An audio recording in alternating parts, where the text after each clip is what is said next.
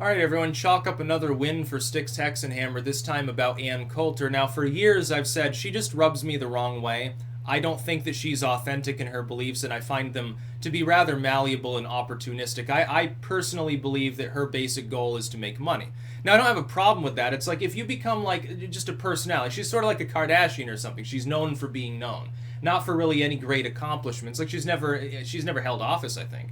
She has a law degree and shit, so she's not exactly dumb, but she does that thing where she gets on TV and acts incredulous, and she like moves her hands a lot, and she always has the jingly jewelry and stuff, and bugs her eyes out and weird shit like that, and it's always very funny. A little bit like Beto O'Rourke when he's talking and he does the televangelist shuffle. But here's the thing. Ann Coulter goes on Fox and she's like, yeah, I could vote for Bernie Sanders, and now there's a caveat.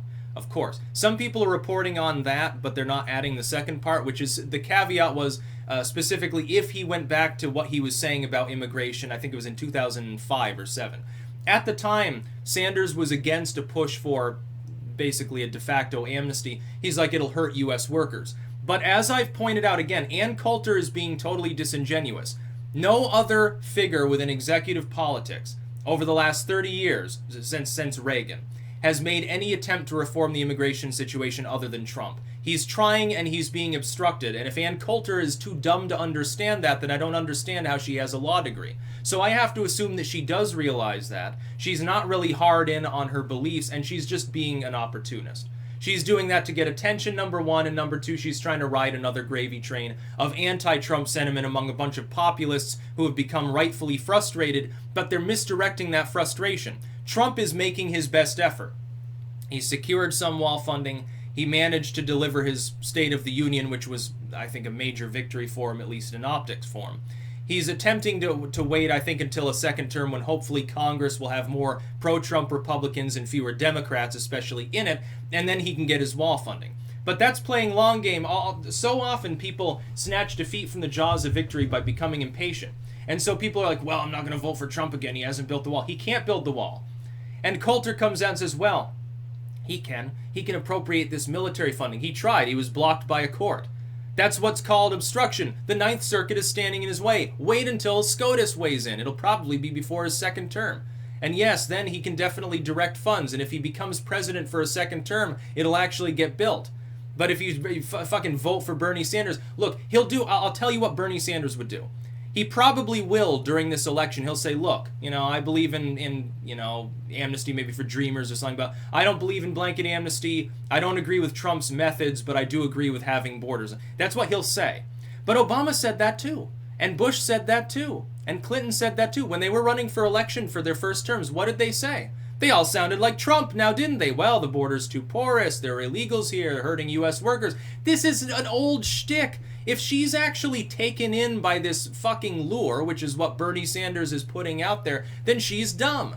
You have to be dumb to believe that he would actually get in there and then try to reform the situation. No, he'll do what Obama did. Obama running for election was vastly different than Obama 7 years later when he attempted to use an executive order to legalize 4-point-something million people. Oh no, I would never do that. I don't believe in amnesty at all. People need to obey our laws. Oh, but I'm going to legalize them all anyway. Then the court has to step in and say, no, Mr. President, you can't do that. Does Ann Coulter remember that? Why doesn't she look at some speeches from the 2007 era about Obama? Or from before that with Bush in like 99 or something? They sounded like Trump.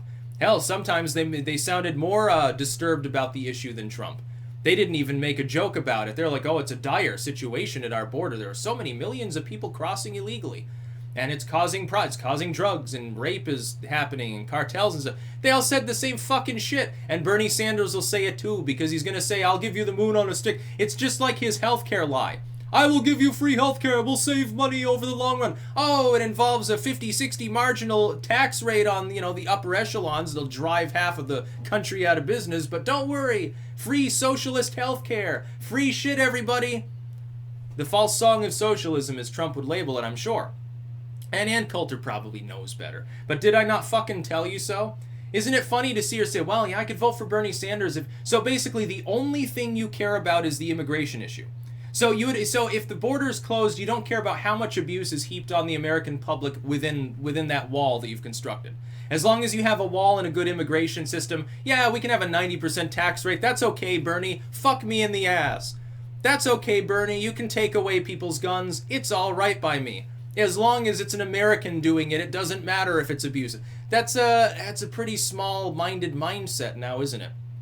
I would like a country in which we have a stable immigration system and we don't have socialism. Wouldn't that be wonderful? We could have a functioning economy. You see, what's the good of even having like an insular culture that stays like, civically American or what ethnographic, you have? What's the point of it if it falls apart anyway, becomes a third world fucking potato patch because of some commie getting into power? If he actually had his way, we'd be like Soviet Russia, except we'd be worse.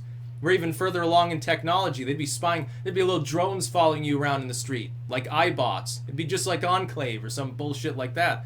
And Coulter would like to artificially limit the argument just to one thing and say, well, I could vote for him based on... That's just one part of what makes our nation our nation.